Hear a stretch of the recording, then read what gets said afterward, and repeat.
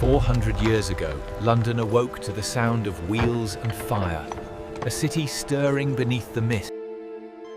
Here in the markets, life never stopped. Laughter, coins and cries weaving together the heartbeat of a growing empire.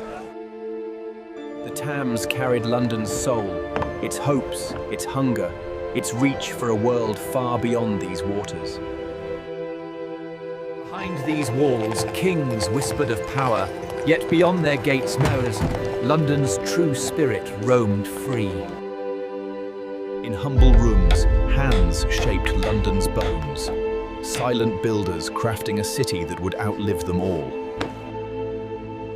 When night fell, London changed, its secrets breathing through the fog, its dreams walking the empty streets.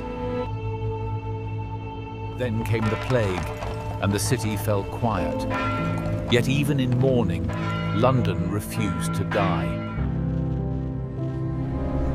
And as the sun returned, so did hope.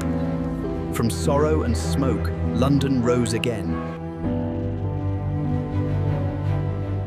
Thank you for watching this journey through Old London.